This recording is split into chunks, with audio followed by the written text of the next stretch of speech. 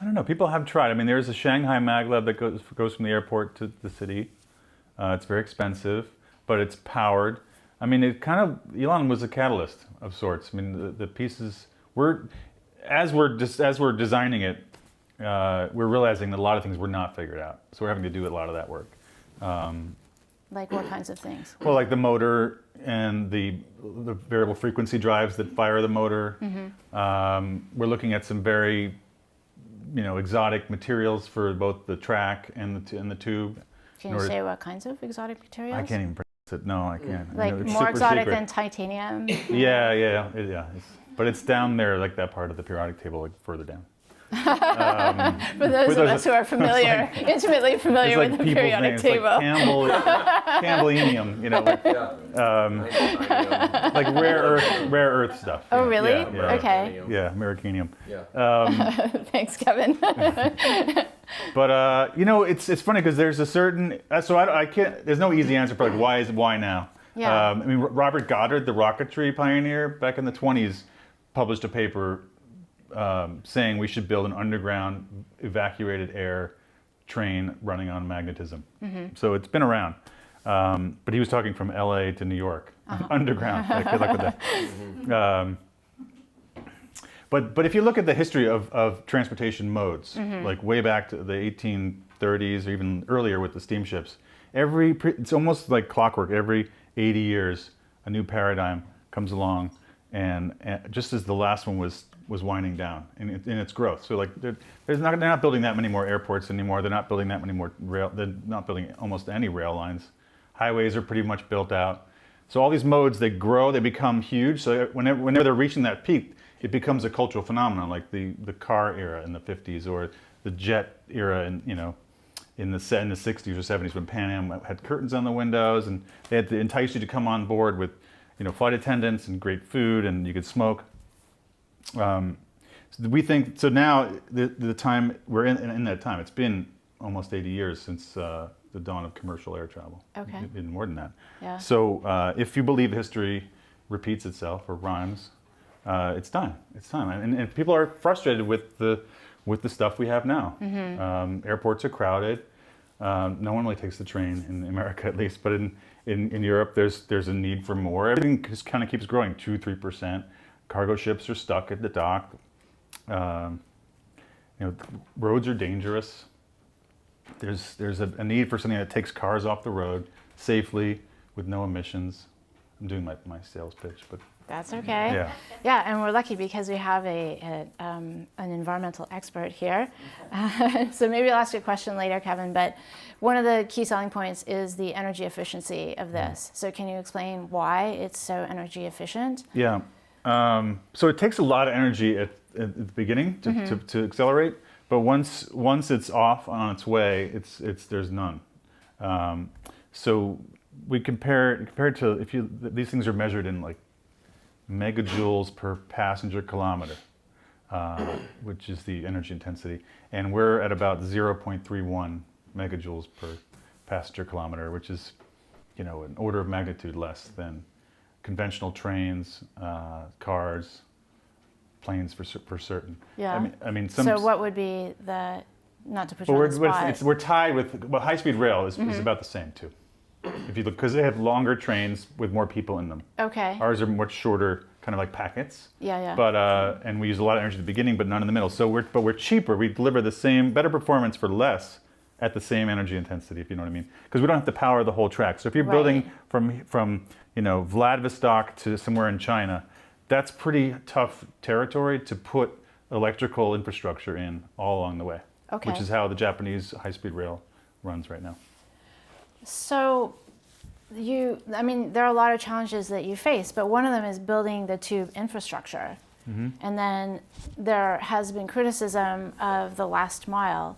So you have said to me, but you can say to everybody else, how you're going to get these train stations or Hyperloop stations in cities, because if you have to go out to the airport and travel there and then, or not to the airport, but the depot, which is in the middle of nowhere, and then get on the Hyperloop, it's still going to take you a significant amount of time, and you're going to be using energy to get to the depot or the Hyperloop station in the middle of nowhere. Yeah. So how are you going to actually build the stations and the Hyperloop tubes in the cities? So it's going to take a lot of money, for sure, and it's going to take a lot of permission. You know, we're not one of these startups like Uber that just like can go into town and then ask for forgiveness later. We're a seek permission startup. So I've seen architectural renderings of a Hyperloop station in Helsinki Central Station, and it's right on top. It's beautiful. It's like this circular donut that just sits up on pylons over the tracks. Trains go right underneath, and you go in, you walk around, and the tube comes out, kind of like a silly straw, and goes eventually either along the tracks or underground. So there's going to be a lot of tunneling involved. There's no doubt about it. Coming into a place like San Francisco, New York, Boston, it's going to be tricky. We're going to need to either build a new tunnel. So we're talking billions of dollars. I mean, this is not like an easy thing to just drop it on. But if a place like Dubai or in Stockholm, where else are we talking? St. Petersburg. Switzerland.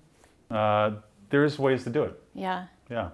I mean, if you marry up the right regulatory environment, a government who's willing to pay for it and be on the forefront of innovation in transportation, you can get it done. And what government is really on the forefront of transportation, Bruce? Well, I think the EU is. They love us. They love us. We had a meeting with the innovation group in the UK, and the transportation minister was there, and we only had 20 minutes, and they ended up talking to us for an hour and a half. So they're receptive. Okay. And they same deal in the HS2, which is this proposed high-speed link from London to Manchester. Same thing happened with California. It was started at 20 billion pounds. Next thing you know, it's 40 billion pounds, and it's 80 billion pounds. Nobody wants it. They want to get out. How do we get out from under it? So there's an alternative. So you guys have signed 5 or 6 deals. Yeah. You did the one in Helsinki to Stockholm, 2 in Dubai. That's cargo. Passenger and cargo. Passenger and cargo. And what is the route for Dubai? Well, the one that's not announced, I can't talk about. But the one we have, basically these deals that we're announcing are agreements to study a route and come up with where it's going to be, how much it's going to cost, how we'll pay for it, and they usually cost a few $1 million to do these studies, and that leads to a bigger study that's more detailed that could be $80 million to do, and that leads to getting the billions of dollars you need to actually do it. So we have a deal like that with DP World, which is a big ports operator in Dubai. They have the largest port in the Gulf, and they want to move containers off the dock to an inland depot, about 30, 40 miles into the desert.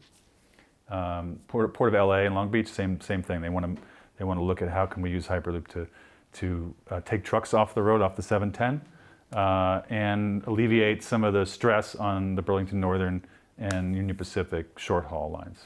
So again, move containers, through the city quietly up to like Ontario eventually, so trucks can get there quickly. In Switzerland, it's kind of a crazy idea that predated us, but Switzerland wants to build an underground truck network or underground autonomous cargo delivery system from Basel to Zurich to Bern and Geneva. They're talking like hundreds of miles of underground because they want their country pristine and they want trucks off the road. Yeah. So we could put, instead of having a conveyor system, we could put a Hyperloop in there. We're talking to the Dutch about a much more elaborate system that connects most of their major cities with the airport.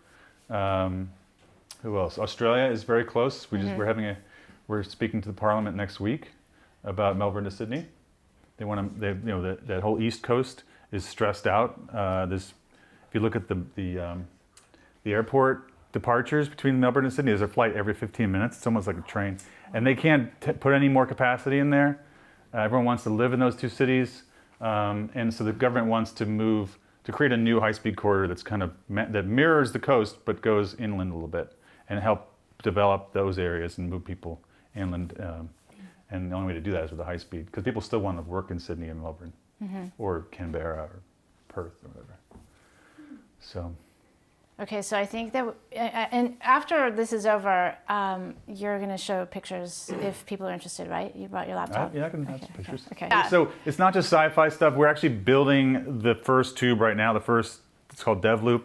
It's our beta test, I guess you could say. It's a 0.5 kilometer working system with levitation, propulsion, everything, airlock, in a pod, about 40 miles north of the Strip in Vegas. We should be ready and have first flight Kitty Hawk moment in the first quarter of next year. And then can people go see it? Yeah, we're going to invite a lot of people. Like these people? These people? I don't know. Pardon? No. Yeah. So you're talking about a lot of money. Can you Yeah. give us an idea of how much money it costs to build and? Yeah. So the numbers are moving all over the place. So Elon's numbers were his, but he was kind of speccing out a different system than we are now. So the numbers have gone up, and they'll probably go up again. Sure. But the idea is to always be cheaper than the next person. So it's about, I don't know, $20 million per kilometer for passenger system, and maybe low 30s for a car. A lot of that cost is steel, and it's crazy to be spending so much money on steel. So we were looking for new kinds of composites and ways to decarbonize, if you will, the structure. Okay. And then you were telling me that part of the reason that this is not going to be as expensive, even though it's incredibly expensive, as some people might think, is because tunneling technology has improved dramatically. Can you please tell us how tunneling technology has improved? So I wrote a blog post. One of the things I do at Hyperloop is to write blog posts, talking about this stuff. So we're living in a golden age of tunneling, in case you didn't know. More tunnels and bigger tunnels have been built in the last 15 years than in the last 100. And there's these machines called TBMs. I don't know if you've ever seen them. They're like giant worms that have cutting faces that spin around with very hard metal on them. And they kind of turn the rock face that they're going through into this toothpaste. So it comes out through a tube at the back. And then the really expensive TBMs will have in the back like many men inside this thing, scurrying around, fixing things and tuning things, and it'll put concrete lining in behind it as it goes. So the front's cutting and the back is lining the tunnel as they go. So they can make these tunnels like the Doha metro system in Qatar. They did about 200 miles of tunnel in 2.5 years. It's crazy.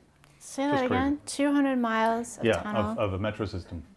In 2.5 years. Yeah, but this is also Qatar, which has all the money in the world, and they had working shifts. I don't even want to know what it was like to be one of these workers doing this, but it's very tough work. You're down in almost near like deep sea type of thing, like when the Robert Ballard, the guy who does the James Cameron Titanic stuff. His company sends men down to fix these TBMs. Anyway, but you don't have to do it that way. But there's pump jacking. There's all kinds of ways. Like the cost of tunneling is going down about every 4% a year. Elon's going to be getting into it too, we hear. Oh, well, then it'll become a really big thing. The tunneling is hot.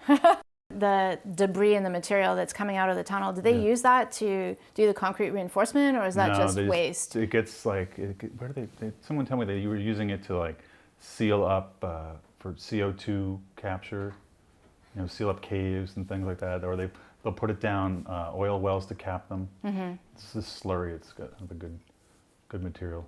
Okay. All right, so switching gears a little bit, because this is so new and people are going to be skeptical and probably want many more safety measurements than they would demand in cars or trains because it is new and people are afraid of untested technology and new technology.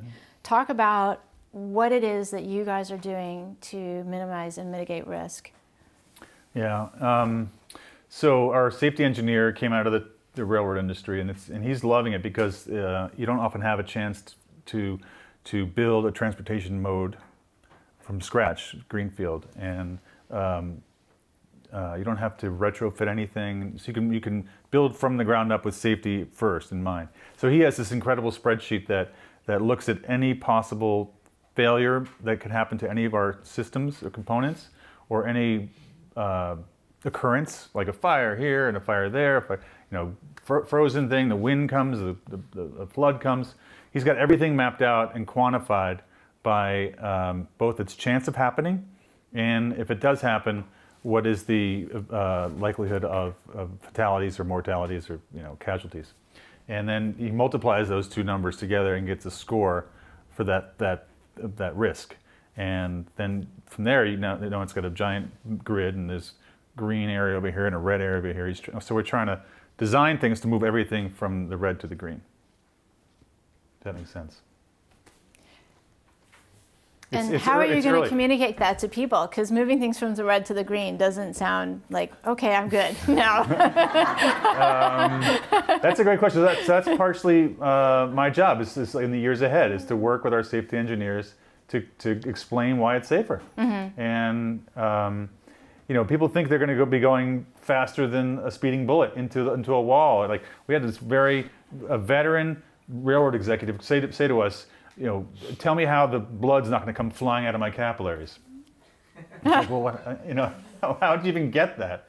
I don't understand. So people have no problem getting into a tin can and flying 500 miles an hour, 30,000 feet above the ground. Mm-hmm. Like if there's a fire on the airplane, if it's a serious fire that the extinguishers can't put out, you've got 10 minutes on fire to get down.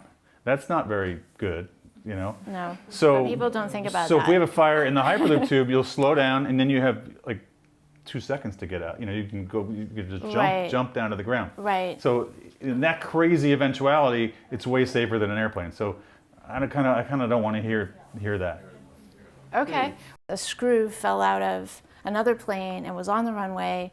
And I mean, that's a really, really random, mm-hmm. one in I don't know how many million occurrence, but it happens. Mm-hmm. Are you guys speccing like all of those crazy eventuality or possibility scenarios?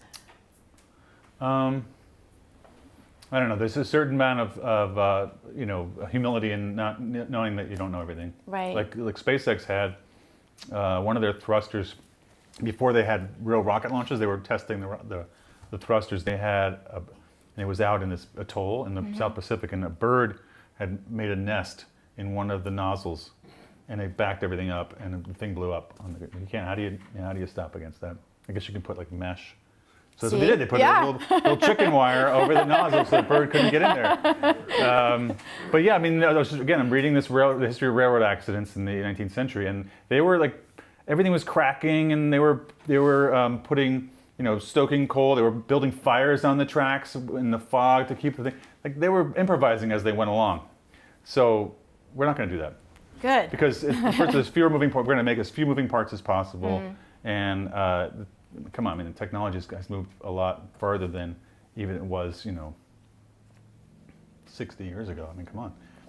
Right, and still. But yeah, there'll be things happen. There'll be things that happen. Yeah, and you guys. So the system will shut down. We'll have to have like side tubes, to move broken down pods. Mm-hmm. Yeah. Okay. But there's no moving parts, It's just electricity, and it goes. There's no contact, so there's a lot less wear and tear on the system, and we're building it so it's a lot more resilient. Right. In general. But what about the tube itself? You think about Millennium Tower in San Francisco. That's a big surprise to everyone. It's it's sunk 16 inches since it was built, and that was 5 years ago. Yeah. So I mean, things happen. Sure. Of course, you can't plan for everything, but you really have to plan for a lot. Sure. I mean, someone could take a rocket launcher and fire it into the tube.